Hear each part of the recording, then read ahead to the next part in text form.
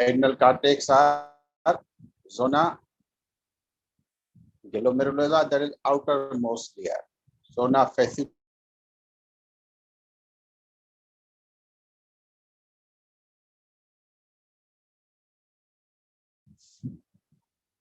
glomerulosa are outermost layer, secretes mineral corticoids. Zona fasciculata secrete glucocorticoids, while zona reticularis secretes adrenal androgens. ठीक है ना भाई?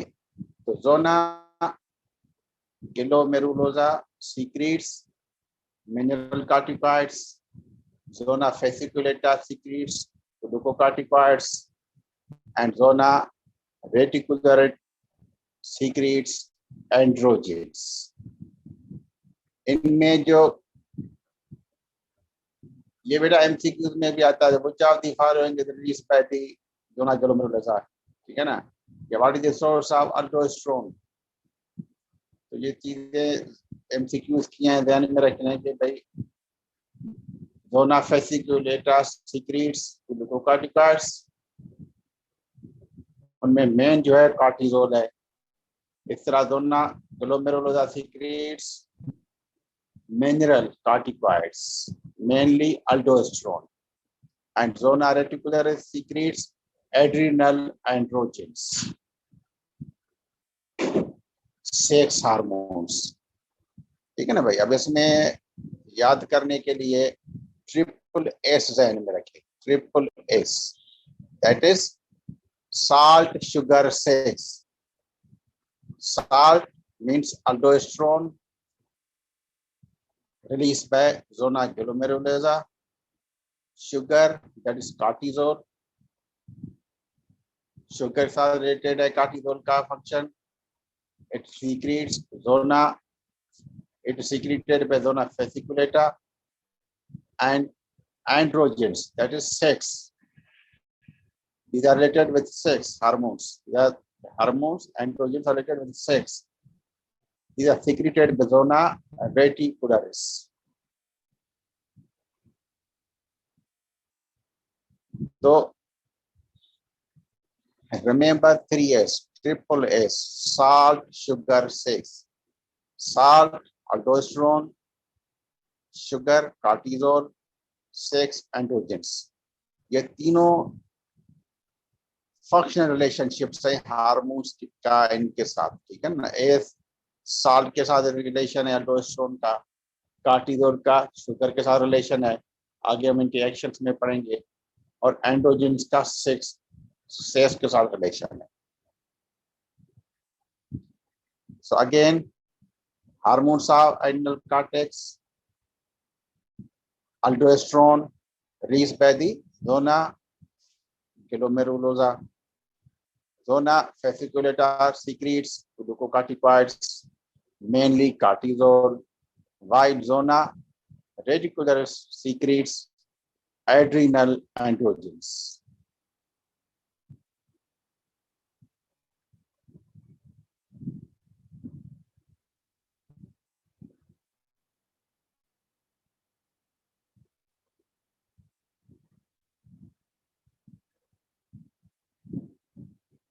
Then aldosterone. Again, it is a mineral cut. अच्छा, ये एक point ध्यान में रख लें, एमसीक्यू में भी आती है कि एड्रिनल कॉर्टेक्स के जितने भी हार्मोन्स है, these are steroid in nature. These are steroid hormones. So all adrenal cortical hormones are steroid. So aldosterone, उसकी नेचर क्या है? It is steroid hormone with 21 carbon atoms. And इसका सोर्स क्या है? Again zona glomerulosa. अच्छा, इसका mechanism of action क्या है? It acts via gene transcription. ये ध्यान में रखें, it acts via gene transcription. Its receptors are located in the cytoplasm. तो अल्डोस्टेरोन के रिसेप्टर्स कहाँ पर होते हैं? मेम्ब्रेन के ऊपर नहीं होते, न्यूक्लियस में नहीं होते, its receptors are located in the cytoplasm of the target cell. ये ध्यान में रखेंगे कि अल्ट्रोस्टेरोन के रिसेप्टर्स, ये भी एमसीक्यू की पॉइंट है, कहां पे होते हैं? In the cytoplasm, because these are steroid lipid soluble hormones. If aldosterone crosses the cell membrane easily and enters into the cytosol or cytoplasm, where it binds with the receptors found in the cytoplasm. तो इसका mechanism of action क्या है? Gene transcription. Now इसके actions क्या हैं? एक point ध्यान में रखने, aldosterone hormone is essential for life, is important for life. अगर डेफिशिएंसी है या लैक है तो क्या होगा? It may leads to shock और कार्डियक टॉक्सिसिटी। तो aldosterone is essential of life, for life. क्यों एसेंशियल है, क्यों नेसेसरी है? because its lack leads to either shock or cardiac toxicity. किस तरह हमें भी पढ़ेंगे, ठीक है ना भाई? तो इसको, इसके मेजर एक्शंस जो हैं, these are number 1 on kidneys पे अल्डोस्टेरोन के क्या एक्शंस हैं? It increases renal reabsorption of sodium by late distal tubules and collecting ducts.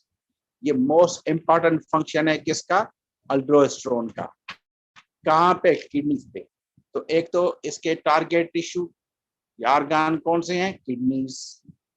अच्छा, किडनीज का कौन सा पोर्शन? Distal nephron. कौन सा पोर्शन टारगेट है? Distal nephron. डिस्टल नेफ्रॉन में क्या चीज आती है? late distal tubules and collecting ducts. Late distal tubules and collecting ducts, these are the part of distal nephron. तो किडनीज पे कहाँ पे ये एक्ट करता है aldosterone? On the late distal tubules and collecting ducts. और कौन से सेल्स हैं जिन पे ये एक्ट करता है? P cells, that is principal cells. Principal cells, PRINCIPAL, principal cells. These are the targets of aldosterone hormone. तो ये ध्यान में रखना है कि भाई नंबर फर्स्ट जो मोस्ट इंपॉर्टेंट इफेक्ट है वो कहाँ पर है? किडनीज पे। कौन से पोर्शन पे? डिस्टल नेफ्रॉन पे। कोई नाम? Late distal tubule collecting ducts. उनके कौन से सेल्स? पी सेल्स और प्रिंसिपल सेल्स। इसका मैकेनिज्म ऑफ एक्शन क्या है? इसमें ने आपको बताया, because aldosterone is lipid soluble steroid hormone, therefore it crosses cell membrane easily, enters cytoplasm and binds with cytoplasmic receptor. Cytoplasm के अंदर रिसेप्टर पड़े, उससे बाइंड होगा to form hormone receptor complex. Hormone receptor complex बनेगा which moves to nucleus. Hormone receptor complex moves to nucleus when it initiates gene transcription. ठीक है ना भैया? अल्टीमेट रिजल्ट क्या आएगा? Formation of epithelial sodium channels on principal cells. तो क्या mechanism action के बाद क्या चीज निकलेगी? Formation of the sodium channels on the principal cells of less distal tubules and collecting ducts. जब ये सोडियम चैनल्स इंसर्ट होंगे, लगेंगे पी सेल्स के मेम्ब्रेन के ऊपर, तो क्या होगा? ये ट्यूबुलर ल्यूमिन से there will be increase reabsorption of sodium. तो जो ही सोडियम चैनल्स लगे पी सेल्स के मेम्ब्रेन के ऊपर, तो क्या होगा? There will be increase sodium reabsorption from tubular fluids, that is from urine. ठीक है ना भाई? तो जब सोडियम रीअब्जॉर्प्शन होगी तो क्या होगा? उसके साथ ओस्मोटिक रीअब्जॉर्प्शन होगी वाटर की। There will be osmotic reabsorption of water. Water follows via osmosis. तो जब वाटर की रीअब्जॉर्प्शन भी होगी, सोडियम रीअब्जॉर्प्शन भी होगी, तो क्या होगा? There will be increase extracellular fluid volume and increase blood volume, that leads to increase blood pressure. Most important action of the aldosterone hormone, ठीक है ना भाई। तो अल्डोस्टेरोन का मोस्ट इंपॉर्टेंट एक्शन क्या है? To regulate blood volume and blood pressure. क्या action है इसका? To regulate blood volume and blood pressure.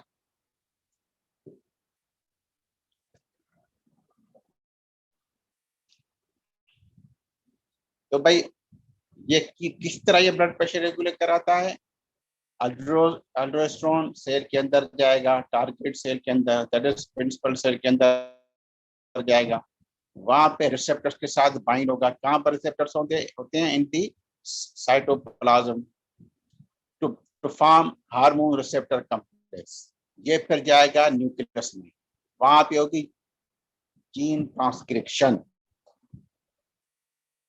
ठीक है ना भाई। फॉर्मेशन ऑफ मैसेंजर आरएनए, फिर वो लीव होगा, जाएगा साइटोप्लाज्म में, वहां पे ट्रांसलेशन होगी, that is formation of new proteins, that is sodium channels. Yeah, simply gene transcription and formation of the sodium channels on the in the principal cells. ये जब बने, सोडियम चैनल्स बनेंगे तो क्या होगा? ये मेम्ब्रेन के ऊपर लगेंगे, पी सेल्स के मेम्ब्रेन के ऊपर लगेंगे। This leads to increase permeability of the principal cells to sodium. Now, this causes increased sodium reabsorption from tubular fluid, and water also follows via osmosis. इससे क्या होगा? सोडियम भी reabsorb हो रहा है, वाटर भी reabsorb हो रहा है, तो इससे क्या होगा? एक्स्ट्रा सेलुलर फ्लूइड वॉल्यूम बढ़ेगा, उससे ब्लड वॉल्यूम बढ़ा, this leads to increase blood pressure. Most important action of the aldosterone. दूसरा इंपॉर्टेंट एक्शन इसका क्या है? It increases renal potassium excretion. It increases renal potassium excretion via P cells of late distal tubules and collecting ducts. The second action क्या है? Increase potassium excretion in urine. जब potassium loss होगा urine के through body से, तो क्या होगा? There will be decrease plasma potassium levels. तो सेकंड एक्शन क्या है? Increase renal potassium excretion. Third action क्या है किडनीज पे? Increase renal hydrogen ion excretion. इसके मैकेनिज्म्स क्या है? ये सारे हम आगे रीनल फिजियोलॉजी में पढ़ेंगे। यहाँ पे जस्ट हमने पढ़ना है कि अल्डोस्टेरोन हार्मोन्स के क्या क्या इफेक्ट्स हैं किडनीज पे। तो नंबर 1 तो क्या था? increase sodium reabsorption, most important action. Second, increase renal potassium excretion. Third, increase renal hydrogen ion excretion. अच्छा, वाया ये और सेल्स होते हैं जिनको हम कहते हैं इंटरकैलेटेड सेल्स। इंटरकैलेटेड सेल्स ये कहां पर होते हैं? Late distal tubules and collecting ducts में। alpha intercalated cells are located in the late distal tubules and collecting ducts, ठीक है ना भाई। उससे क्या होगा? हाइड्रोजन आयन्स की परमेबिलिटी बढ़ेगी, there will increase hydrogen ion loss और increase hydrogen ion excretion in urine. This acidifies urine. तो हाइड्रोजन एसिडिक सब्सटेंस है, तो जो यूरिन में जाएगा तो क्या होगा? Acidification of the urine. तो अब भाई इसको थोड़ा रिपीट करते हैं कि किडनीज पे क्या इफेक्ट हैं इसके? अल्डोस्टेरोन के। Number 1 and most important action, increase renal reabsorption of sodium by P cells of late distal tubules and collecting ducts. Second, increase renal potassium excretion via P cells of late distal tubules and collecting ducts. Third action क्या है? Increase renal hydrogen excretion via alpha intercalated cells of late distal tubule and collecting ducts. तो ये ध्यान में रख ले कि भाई अल्ट्रोस्टेरोन के किडनीज पे क्या इफेक्ट है? Increase sodium and water reabsorption. Number 2, increase potassium and hydrogen ion excretion. बस 2 है, ये ध्यान में रखना। Increase sodium reabsorption and increase potassium and hydrogen ion excretion. ये 3 इसके मेजर एक्शंस हैं, या 2 इसको समझे मेजर एक्शंस हैं, ठीक है ना भाई। और इसके एक्शंस कहाँ पर हैं? It also increase reabsorption of sodium from sweat and saliva, ठीक है ना। तो जीआरटी सीक्रेशन से भी it increase option of sodium, for example from saliva plus sweat. तो ये भी एमसीक्यू में आता है कि भाई कहाँ कहाँ से एल्डोस्टेरोन रीअब्जॉर्प्शन कराता है सोडियम की, तो फ्लूइड से भी कराता है, सलाइवा से भी कराता है, ठीक है ना भाई। सोडियम रीअब्जॉर्प्शन आल्सो अकर्स, ठीक है ना, number 1 through kidneys, number 2 sweat and saliva. अब उस एल्डोस्टेरोन की रेगुलेशन, ये भी इंपॉर्टेंट टॉपिक है, हाउ इज इट रेगुलेटेड। एक तो मोस्ट इंपॉर्टेंट रेगुलेटर पोटेशियम है, ये ध्यान में रखिए। Angiotensin 2, potassium, these are the two regulators of aldosterone secretion। इनमें भी मोस्ट इंपॉर्टेंट कौन सा है? पोटेशियम। अब ये हमने ये फर्स्ट ईयर में पढ़ा था कि एंजियोटेंसिन 2 किस तरह बनता है। जब भी ब्लड वॉल्यूम कम हो जाता है, कोई हेमरेज हो गया, ठीक है ना, हाइपोवॉलीमिया हो गया, या ब्लड प्रेशर सीवियरली लो हो गया, जिसको हम हाइपोटेंशन कहते हैं। नाउ हाइपोवॉल्यूमिया और हाइपोटेंशन, इससे क्या होगा? Blood flow to the kidneys कम हो जाएगा। तो यूं ही कम होगा तो क्या होगा? Renin will be release from the juxtaglomerular cells of the kidneys. तो हाइपोवॉल्यूमिया और hypotension stimulates release of the renin from JG cells. Now this renin then acts as an enzyme that converts angiotensinogen plasma protein into angiotensin 1, that is inactive compound. Now this angiotensin 1 is converted into angiotensin 2 by converting enzymes in the lungs। ये हमने बारह पढ़ा है first year में, ठीक है ना, कि एंजियोटेंसिन 2 बनता है एंजियोटेंसिन 1 से। एंजियोटेंसिन 1 इनएक्टिव है, एंजियोटेंसिन 2 एक्टिव है, ठीक है ना भाई। और ये एंजियोटेंसिन 1 कहाँ से बना था? एंजियोटेंसिनोजन प्लाज्मा प्रोटीन से। तो हम ब्लड प्रेशर रेगुलेशन में हमने ये मोस्ट इंपॉर्टेंट टॉपिक था जो फर्स्ट ईयर में पढ़ा था, इसी को यहीं पे रिपीट करना है कि हाइपोवॉल्यूमिया या hypotension increases rennin release from the Jazzy sales that stimulates formation of angiotensin 2। तो angiotensin 2 जब बनेगा तो क्या होगा? Now this angiotensin 2 then acts on adrenal cortex to release aldosterone।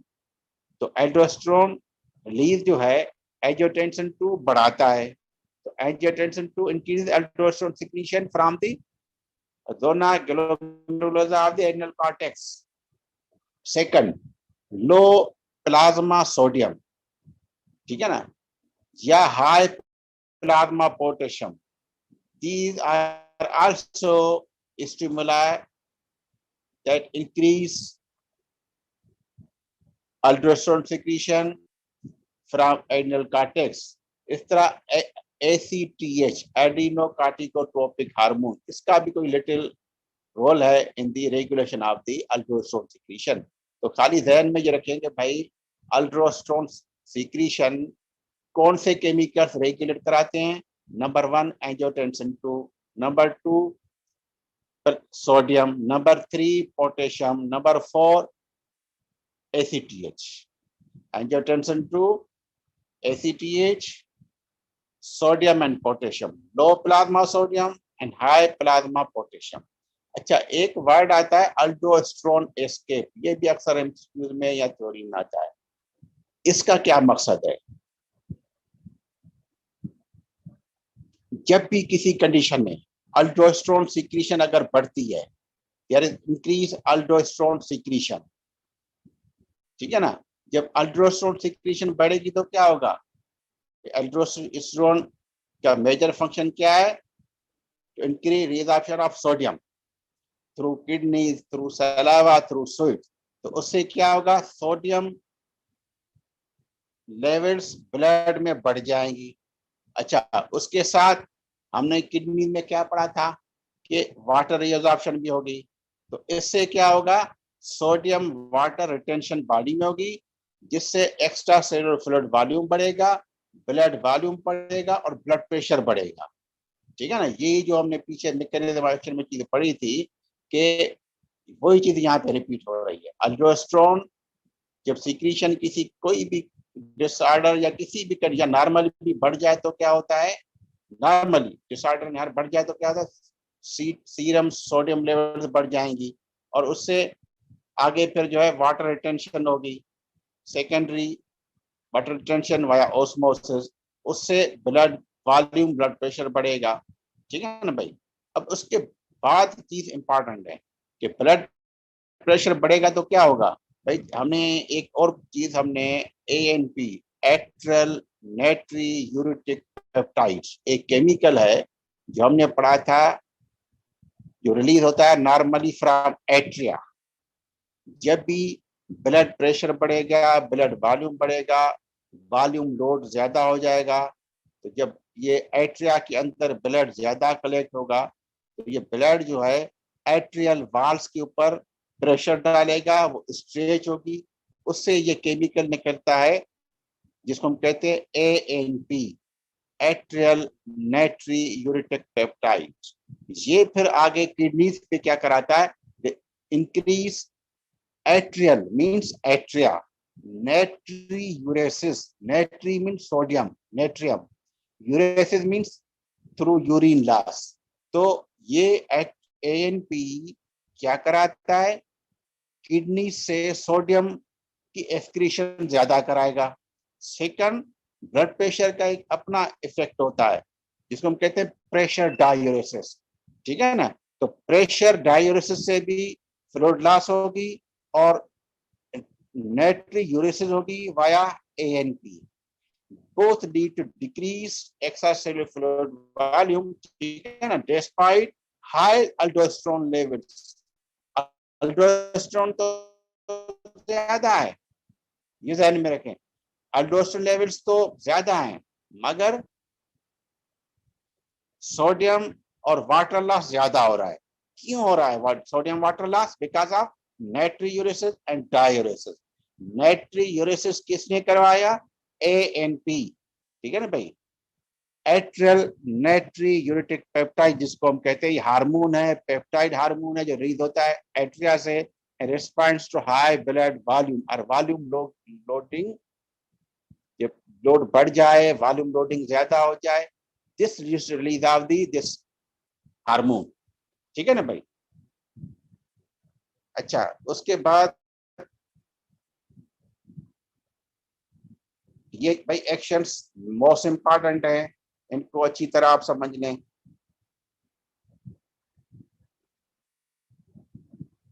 तो मैं तो कहता हूँ इसकी आप जो है ना पिक्चर भी निकालें तो बेहतर है। ये बड़ा सिंपल करके मैंने लिखा है, इसकी आप पिक्चर बना निकालें।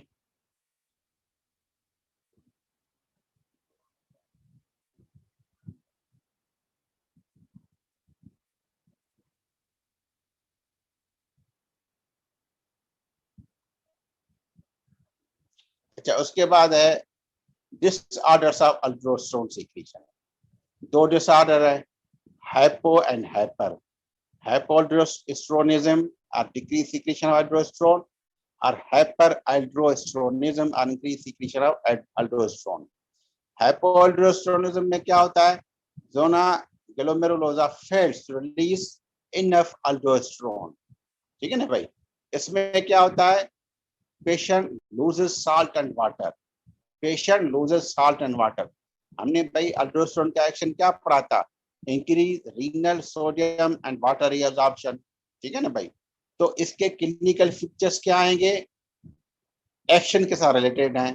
डिहाइड्रेशन होगी नंबर 1, दूसरा हाइपोटेंशन होगा, नंबर 3 हाइपरकैलीमिया होगा, और नंबर 4 क्या होगा, एसिडोसिस, या मेरे ख्याल में मैं इसमें भूल गया हूँ, एसिडोसिस। ठीक है ना भाई।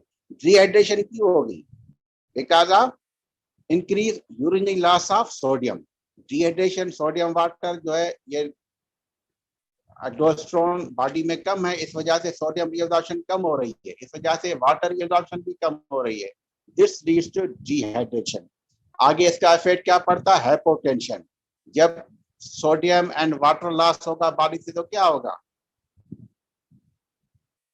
ब्लड वॉल्यूम कम हो जाएगा। This leads to decrease blood pressure, hypotension. अच्छा, एक और एक्शन हम जो पढ़ा था अल्डोस्टेरोन को का, वो क्या था, हाइपरकैलिमिया। और एक्शन क्या था, इंक्रीज पोटेशियम एक्सक्रीशन। तो जब अल्डोस्टेरोन सिक्रीशन कम होगी तो क्या होगा भाई, जब ये अल्डोस्टेरोन सिक्रीशन कम होगी तो क्या होगा, पोटेशियम लॉस थ्रू यूरिन कम हो जाएगा। इससे पोटेशियम रिटेंशन होगी in the plasma. This leads to increase serum potassium levels. तो डिहाइड्रेशन होगी। डिहाइड्रेशन क्यों होगी, because of increase urinary loss of sodium and water. Increase urinary loss of sodium and water. Hypotension क्यों होगा, because of low blood volume. और hyperkalemia क्या होगा, because of potassium retention. और दूसरा एक्शन क्या, ये इफेक्ट क्या पड़ेगा, metabolic acidosis due to hydrogen ion retention. तो हमने 3 एक्शंस इंपॉर्टेंट पढ़े थे इसके अल्डोस्टेरोन के। Increases sodium and water reabsorption by kidney, increases potassium and hydrogen ion excretion through kidney. तो जब ये इनकी लेवल्स कम हो जाएंगी तो क्या होगा, हार्मोन की हाइड्रोजन एंड पोटेशियम रिटेंशन होगी, एक्सक्रीशन कम होगी। उससे क्या होगा, हाइड्रोजन आयंस जो है ब्लड में एक्यूमुलेट होना शुरू हो जाएंगे और पोटेशियम आयंस भी एक्यूमुलेट होना शुरू हो जाएंगे। This leads to hyperkalaemia and metabolic acidosis. अच्छा, और हाइपर अल्डोस्टेरोनिज्म में एक कंडीशन आती है जिसको कहते हैं कॉन्स सिंड्रोम। इस Conn's syndrome, it is hyperaldosteronism. It is hyperaldosteronism. इसका मोस्ट कॉमन काज क्या है, adenoma, that is tumour of the adrenal cortex, और hyperplasia, adrenal hyperplasia. Adrenal cortex की साइज बढ़ जाए, ठीक है ना, या फिर कोई ट्यूमर हो जाए एड्रिनल कॉर्टेक्स का। उससे क्या है कि अल्डोस्टेरोन की सिंथेसिस सीक्रेशन बढ़ जाएगी। तो जब हमने एक्शंस के एतबार से ही आप फीचर्स देखेंगे हैपो में और हाइपर में, ठीक है ना भाई। तो जब ये अल्ट्रासाउंड सिक्रीशन बढ़ जाएगी अबव द नॉर्मल, तो क्या फीचर्स आएंगे, नंबर 1 हाइपरटेंशन, ठीक है ना भाई। हाइपरटेंशन क्यों होगा, because of increase salt and water retention. Increase salt and water retention, this leads to hypertension. दूसरी बात क्या होगी, hypokalaemia, increase potassium loss through urine. This, उससे क्या होगा, कार्डियक न्यूरल रीनल डिसफंक्शन हो जाएंगे। आगे मेटाबॉलिक अल्कलोसिस होगी। ये मेरी गलती से लिखा है, ये बेटा इसको आप करेक्ट कर लें। अल्कलोसिस, मेटाबॉलिक एसिडोसिस नहीं, मेटाबॉलिक अल्कलोसिस होगी, ठीक है ना, because of increase sodium, increase hydrogen ion loss through urine. तो मेटाबॉलिक अल्कलोसिस, नॉट एसिडोसिस, ठीक है ना। और दूसरी बात, एडिमा नहीं होगी, क्यों, बिकॉज ऑफ अल्डोस्टेरोन एस्केप, हमने पढ़ा था, ठीक है ना। दूसरा, लो सीरम रेनिन लेवल्स होंगी। इस कंडीशन में सीरम रेनिन लेवल्स कम हो जाएंगी, ठीक है ना भाई।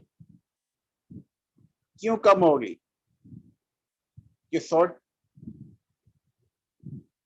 ये as compared to secondary hyperaldosteronism, ये कंपैरिजन में, मैं आपको ये ध्यान में रख, कंपैरिजन में रेनिन लेवल्स कम होगी। रेनिन लेवल्स तो ब्लड में होगी, मगर एज कंपेयर टू सेकेंडरी हाइपोअल्डोस्टेरोनिज्म, ये उससे रेनिन लेवल्स कम होगी। और सेकेंडरी हाइपर अल्डोस्टेरोनिज्म होता है usually renal artery stenosis. Renal artery stenosis में सेकेंडरी हाइपर अल्डोस्टेरोनिज्म होता है। उसमें क्या होगा क्योंकि किडनीज की तरफ ब्लड फ्लो कम हो रहा है, इस वजह से रेनल सिक्रीशन बढ़ जाती है, बहुत ज्यादा बढ़ जाती है। ठीक है ना भाई। रीनल, ये रीनल जो है रेनल सिक्रीशन वैसे ही कब होती है जब ब्लड फ्लो कम होता है किडनीज में। तो जब रीनल आर्टरी स्टेनोसिस होगी तो क्या होगा, रेनल सिक्रीशन बढ़ जाएगी। अच्छा आगे,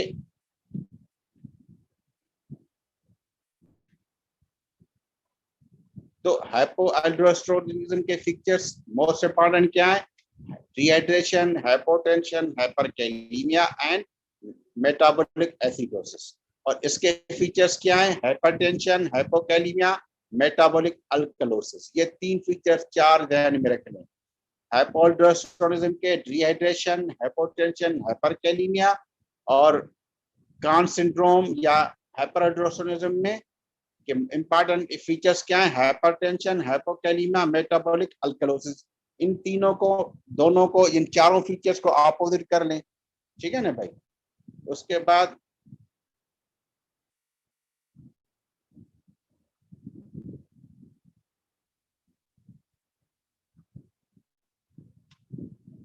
ये लास्ट टॉपिक है, एड्रिनल एंड्रोजेंस। ठीक है ना।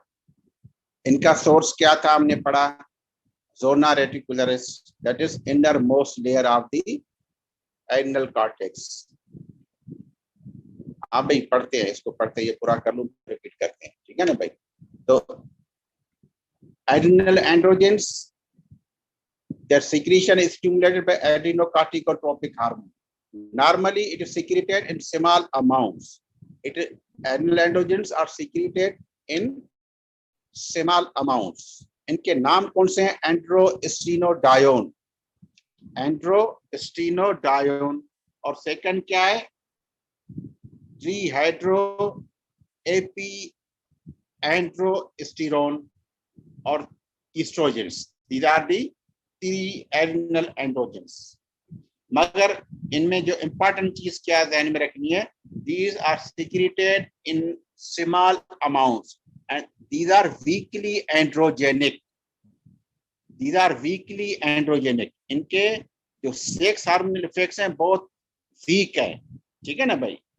These are weakly androgenic.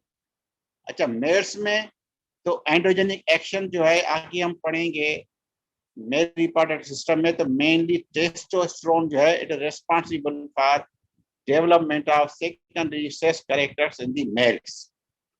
मगर फीमेल्स में ये these adrenal androgens stimulate pubic and axillary hair growth. ये ध्यान में रखें, stimulate pubic and axillary hair growth plus pubertal growth spurt. ये भी हम आगे पढ़ेंगे ये क्या चीज होती है। जब आदमी जो है प्यूबर्टी पे पहुंचता है तो एकदम जो है इन बॉडी जो है वो रैपिडली ग्रोथ करना शुरू करती है, जिसको हम कहते हैं प्यूबर्टल ग्रोथ स्पॉट। ठीक है ना। उसमें भी एंड्रोजेंस का रोल है, और सेक्स ड्राइव। ठीक है ना। इन फीमेल्स ये तीनों चीजें फीमेल्स में होती हैं, pubic axillary hair growth, pubertal growth spurt and sex drive, जिसको हम कहते हैं लिबिडो। लिबिडो, सेक्स ड्राइव, ये एक्शन किसका है, एंड्रोजेंस का, इन दी फीमेल्स। तो एड्रिनल एंड्रोजेंस में जो मोस्ट इंपॉर्टेंट पॉइंट हमें पढ़नी है, these are the hormones secreted by zona reticularis of the adrenal cortex. ठीक है ना भाई।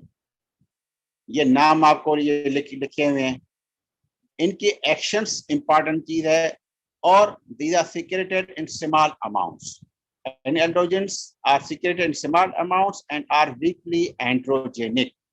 तो इसमें और सारी चीजें आप भूल जाएं, खाली ध्यान में रखें कि भाई एड्रिनल एंड्रोजेंस क्या है, ये सेक्स हार्मोन्स हैं।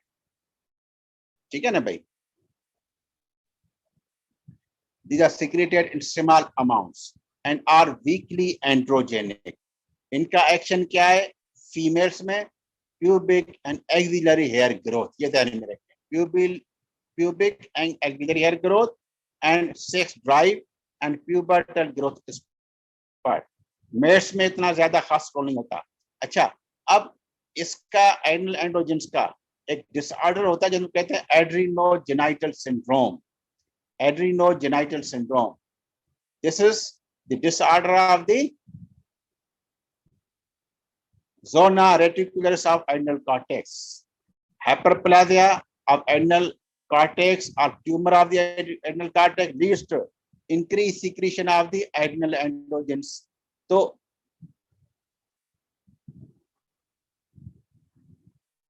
एड्रिनल एंड्रोजन सीक्रेशन बढ़ जाती है एड्रिनोजेनाइटल सिंड्रोम में।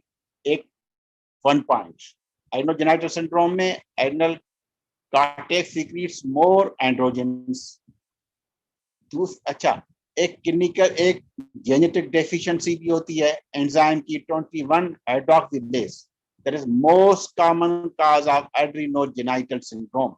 ये भी अक्सर एमसीक्यू में आता है कि जेनेटिक डेफिशिएंसी ऑफ, आप ये इसमें पढ़ेंगे इंशाल्लाह ताला, ये क्या कहते हैं बायोकेमिस्ट्री में, ये एड्रिनल एंड्रोजेंस की सिंथेसिस, तो उसमें एक एंजाइम आता है 21 हाइड्रोक्सीलेज, ठीक है ना भाई।